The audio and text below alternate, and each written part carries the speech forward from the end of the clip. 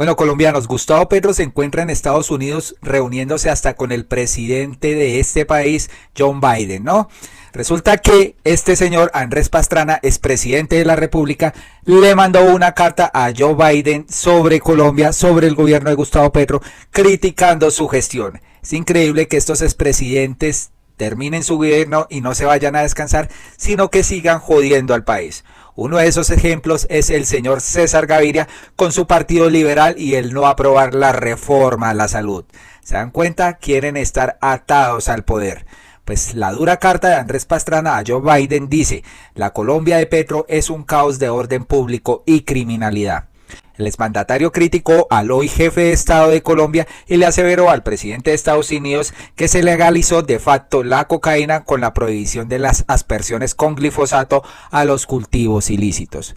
Previo a la reunión que sostendría Gustavo Petro y su homólogo estadounidense Joe Biden, Andrés Pastrana mandó esta carta al mandatario de este país, en la cual plasmó varios reproches hacia el jefe de Estado de Colombia y aspectos como la política de drogas y el tratamiento de los diversos grupos armados ilegales. En la misiva con fecha del 17 de abril, el expresidente le expresó a Biden su preocupación por la posición que según él tiene Petro sobre los carteles del narcotráfico, los cultivos ilícitos y la producción de droga con la cocaína. Al respecto, el dirigente conservador aseveró que desde su campaña presidencial, el hoy presidente prometió cielo y tierra a los narcotraficantes y pactó votos con la más densa corrupción política. ¿Se pueden imaginar esto, señores? Expresidentes mandando carticas antes de la reunión de Gustavo Petro con el presidente Joe Biden. También mencionó el Plan Colombia pactado con Estados Unidos en 1999 entre su gobierno y el de Bill Clinton. Y mencionó que el actual presidente se encargó de desbaratar ese programa con un supuesto desmonte de componentes antinarcóticos y sociales. Textualmente dice en la carta: hoy no hay paz a la vista de Colombia, al contrario, tal y como lo testimonia la revista The Economist en su edición de la semana pasada. La Colombia de Petro es un caos de orden público y criminalidad en el que imperantes organizaciones del narcotráfico negocian de tú a tú con el gobierno. Y esto lo hace haciendo una referencia al proyecto de ley de sometimiento a la justicia defendido por la actual administración en cabeza de los ministros de justicia. En su carta, el exmandatario Andrés Pastrana le dice a Biden que incluso el que legalizó de facto el cultivo de coca es el presidente Gustavo Petro.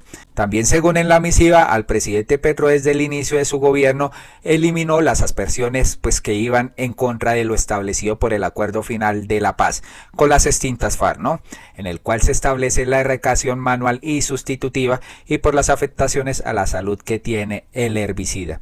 En los primeros meses de la actual administración, el ministro de Justicia, Néstor Osuna, explicó que la suspensión definitiva de la aspersión con la sustancia cancerígena también está contemplada dentro de la nueva política antidrogas desarrollada en el actual gobierno. Incluso resaltó que en el punto 4 de lo pactado en La Habana, la solución al problema de las drogas ilícitas es una hoja de ruta para la consolidación de una estrategia contra el narcotráfico basada en la pacificación de las zonas con alta concentración de estas plantas. Bajo este panorama, Pastrana se despachó contra las cifras de cultivos ilícitos registradas en el 2023. Este año el gobierno Petro no ha erradicado una sola de 300.000 hectáreas de producción, unos 700.050 acres. Pero no se han dado cuenta los golpes contundentes que ha hecho Gustavo Petro y la Policía Nacional y el Ejército con cargamentos gigantescos, toneladas de cocaína que quiere salir por los puertos. Eso sí no lo dice el señor acá.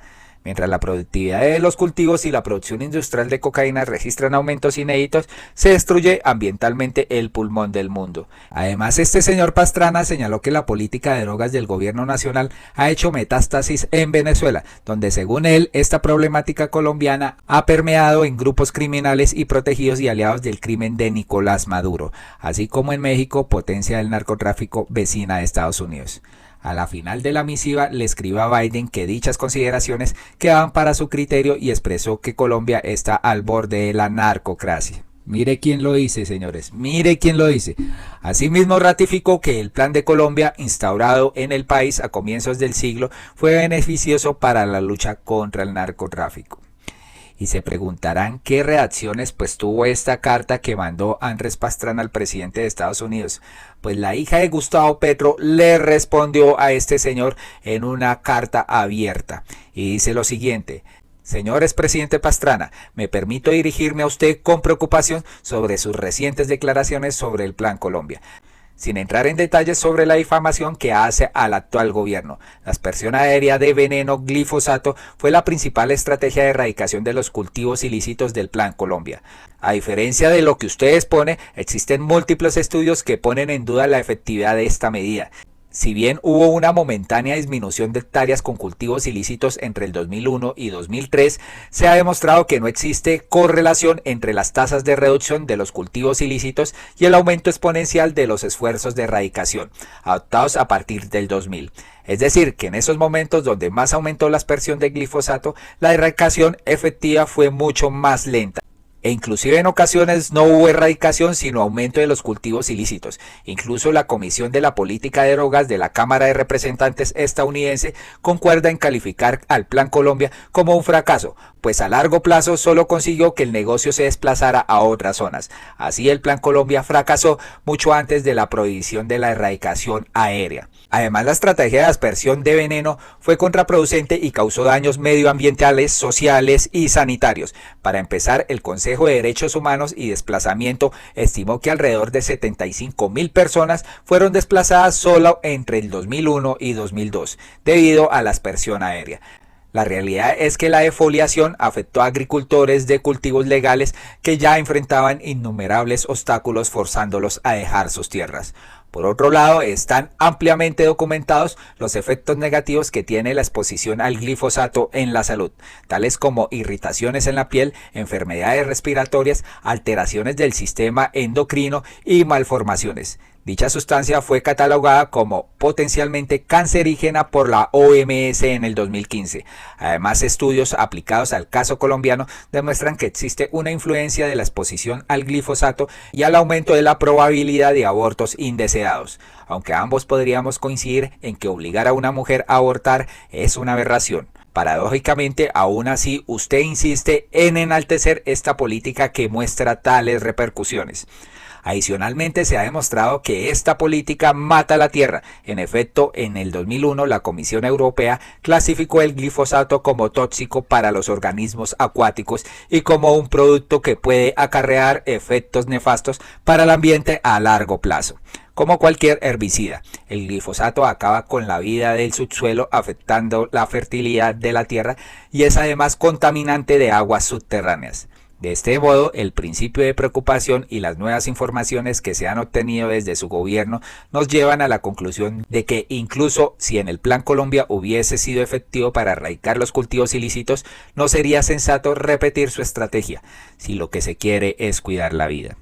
Las soluciones rápidas, sin preocupaciones, especialmente en tiempos de crisis sociales y climáticas, no puede sino condenarnos a más resultados ineficientes y contraproducentes. Un plan que nunca entendió ni quiso entender de raíz el porqué de la proliferación de cultivos de coca, que se encierra en una falsa dicotomía entre la represión o la permisividad, y que es hostil a la vida. No es un plan deseable para Colombia en su búsqueda a la paz. Esta carta no tiene como motivo quedarse en una discusión de los errores del pasado, sino en ver ellos una oportunidad para aprender y no repetirlos. Un cordial saludo, Sofía Petro.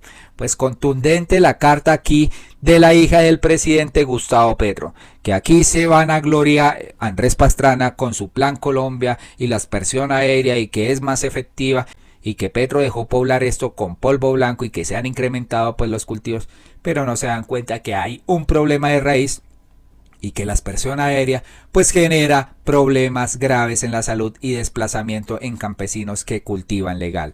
Contundente la carta aquí de Sofía Petro, que le cierra el pico al expresidente Pastrana, que se va pues a contar cosas que no son ciertas y pues a hablar mal del gobierno de Gustavo Petro.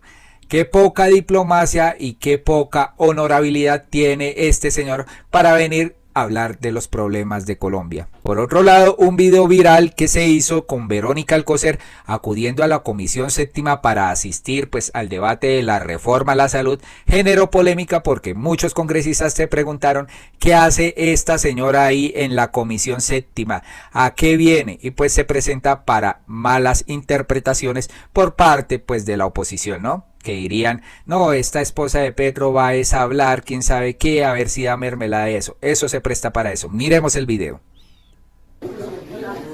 Brava, buenas noches.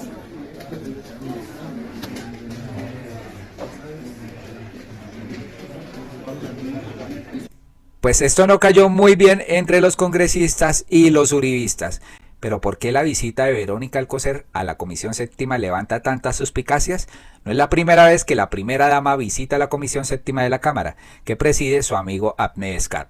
Aunque el petrismo dice que la primera dama se mantuvo en silencio, su influencia en el Congreso y en el propio gobierno es evidente. Si había un ingrediente que le faltaba a la caótica jornada que tuvo la reforma a la salud el pasado 18 de abril, fue la sorpresiva llegada de Verónica Alcocer a las instalaciones del Congreso.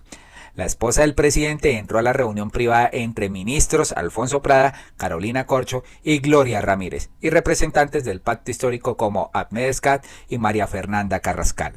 La reaparición de Verónica se dio después de varias semanas de ausencia por temas médicos.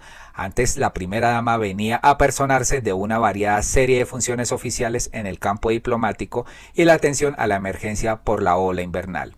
Y pues, ¿cuál es la desconfianza en el Congreso hacia Verónica Alcocer? El poder para decidir sobre cuotas burocráticas ha hecho que para varias fuerzas políticas dentro y fuera de la coalición, la presencia de Verónica Alcocer en el Congreso no solo sea algo inédito, sino también preocupante. Para la representante Jennifer Pedraza dice lo siguiente: nada justifica que la señora Verónica Alcocer, por la que nadie ha depositado un voto en Colombia, interfiera en el debate en el Congreso, especialmente en una reforma tan crítica como la de la salud. ¿No le basta con darle puesto a sus amigos, ahora quiere negociar mermelada?, se pregunta la congresista. La congresista Katy Jubinado también se pronunció diciendo que el gobierno está cruzando una línea muy peligrosa. El excandidato presidencial Enrique Gómez, autor de las recusaciones que hicieron aplazar el debate en la reforma a la salud, expresó que la presencia de Alcocer se explica como una estrategia de repartir mermelada. Por su parte, la representante petrista María Fernanda Carrascal, quien asistió al cónclave de anoche, aseguró que la presencia de Alcocer no influyó para nada. Lo cierto es que no es la primera vez que Verónica Alcocer visita la Comisión Séptima. En noviembre del 2022, Alcocer llegó a una sesión mientras la ministra Carolina Corcho asistía a un debate de control político sobre el sector salud. Según explicó en ese momento el expresidente de la cédula legislativa, Ahmed Escat, la primera dama quería empaparse de los temas sociales que se discuten en esta comisión. Escat también es amigo personal de Alcocer y este vínculo fue clave para que el expresentador de televisión llegara a la lista del pacto histórico en el Atlántico. Entonces, colombianos, ¿ustedes qué piensan de la presencia de Verónica Alcocer? ¿No era necesaria? ¿Para qué apareció allá? Esto genera inconvenientes en la oposición y también pues en los representantes que hacen parte del gobierno, porque dicen, ¿para qué llega allá? O sea, no hay necesidad de que esta señora, donde dice Jennifer Pedraza, no depositaron un voto, pues se aparezca supuestamente y entre comillas para influir según la oposición, ¿no? Entonces ahí tenemos una incógnita de por qué Verónica Alcocer asiste a estos debates por la reforma a la salud. Y más allá de sus funciones como primera dama, Verónica Alcocer se ha caracterizado por incidir en el nombramiento de personas de altos cargos del gobierno y en los movimientos regionales del petrismo con miras a las elecciones de octubre. Alcocer fue determinante para que su amiga Eva Ferrer, española con nacionalidad colombiana, aterrizara en la Consejería para la Niñez. También para que su amiga Concha Baracaldo, su vecina de Chía, llegara a la dirección del ICBF, aunque ésta terminara saliendo por la puerta de atrás. Aún así, Alcocer sigue teniendo influencia en esa entidad. El contacto de la primera dama con la nueva directora Astrid Cáceres, así como el director de primera infancia Álvaro González Holman, es constante. Una fuente le dijo a cambio que González Holman visitó en un par de ocasiones la Casa de Nariño el mes pasado para reunirse con Verónica Alcocer. Otro caso es el de Ligia Margarita Queset, embajadora de Colombia en Italia y amiga de infancia de Alcocer. La diplomática es parte del clan Queset, una influyente familia de Sucre que tiene mascotas dentro de las entidades del Estado, como Jorge Arturo Queset. hermano de Ligia Margarita, quien fue nombrado en noviembre del año pasado como director regional de Sucre, del Departamento Administrativo de la Prosperidad Social. Colombianos, esperamos que les haya gustado este video. Díganos qué piensan de la respuesta de Sofía Petro al expresidente Andrés Pastrana, que quiere pues meter las narices ya en casos internacionales y en relaciones internacionales con los Estados Unidos. Y pues acá contundente la carta de la hija del presidente Gustavo Petro, Sofía Petro. También qué piensan de la asistencia de la señora Verónica Alcocer, primera dama de la nación, a este debate que se presenta en la reforma a la salud y por qué asistió al cónclave pues a puerta cerrada, aunque dice pues María Fernanda Carrascal que ella pues se quedó calladita. Es complicado el tema, ¿no? Porque esto se presta pues para generar polémica y pues para generar chismes de pasillo. Muy amables por su opinión, esperamos que nos escriban, que se suscriban y que compartan este video masivamente. Hasta una próxima ocasión.